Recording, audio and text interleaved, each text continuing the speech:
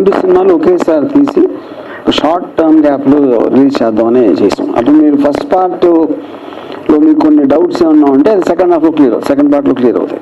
వర్మ గారు, ఈ సినిమాకి సంబంధించి ప్రభుత్వం దగ్గర ఏమైనా రాయితీ కోసం ప్రయత్నించారా? టికెట్ రేట్లు ఏమైనా పెంచుతున్నారా, తగ్గిస్తున్నారా? దానికి సంబంధించి ప్రభుత్వంతో ఎలాంటి చర్చలు జరుపుతున్నారు? అది ప్రొడ్యూసర్ని అడగండి. ప్రొడ్యూసర్ గారు మీరు ఆన్సర్ చేయొచ్చు. లేదు, అలాంటిదేం లేదండి, అలాంటిదేం లేదు సార్. వర్మ గారు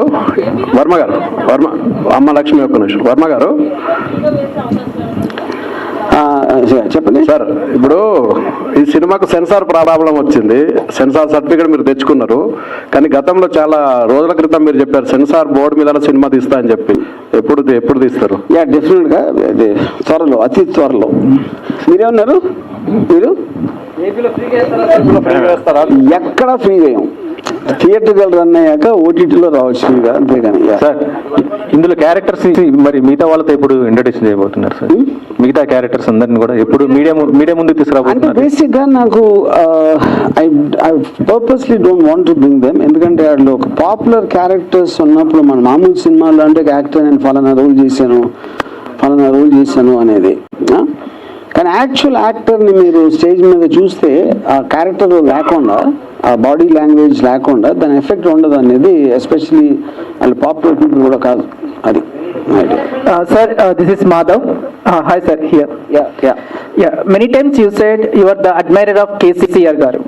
So how do you see the assembly election results of Telangana? How I see, I mean the way everybody saw.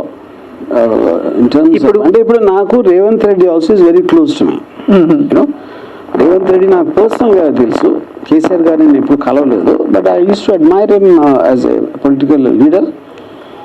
So ఇప్పుడు నాకు వాళ్ళిద్దరూ రెండు కళలు లాంటి వాళ్ళు అన్నారా ఏమన్నా? అంటే తెలంగాణలో ఒక కంట కన్నీరు, ఒక కంట పన్నీరు. ఓకే, ఈ రిజల్ట్స్, ఈ ఎలక్షన్ రిజల్ట్స్ ఇంపాక్ట్ ఏపీలో అలాగే ఉండబోతుందా? First of all I'm not an expert on elections. అంటే నా పర్టిక్యులర్ పాయింట్ ఆఫ్ వ్యూలో, and I'm very very bad in understanding elections. ఇప్పుడు రేవంత్ రెడ్డి వాజ్ చాలా స్ట్రాంగ్ ఫోర్స్. తన ఒక ఏమంటుందని, ఒక పర్సనాలిటీగా, ఒక డైనమిజం తోటి ఒక స్ట్రాంగ్ అపోజిషన్ లాగా వచ్చారు అన్న ఫీలింగ్. వేరే అక్కడ ఏంటంటే సిబిఎన్ గారు చాలా సంవత్సరాల నుంచి ఉన్నారు, and is not nothing new, and is probably at the lowest period of time ఇప్పుడు. అండ్ పవన్ కళ్యాణ్ గారి కన్సిస్టెన్సీ అందరికీ తెలుసు. సో ఇక్కడ తెలంగాణలో కేసీఆర్ కొన్నంత స్ట్రాంగ్ అపోజిషన్ అక్కడ లేదని నా ఫీలింగ్.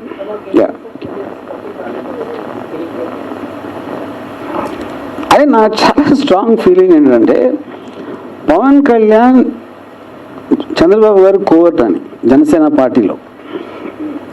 ఇంక దాని తర్వాత పొత్తు అనే దానికి మీనింగ్ ఏమన్నా ఉంటుందా నాకు తెలియదు.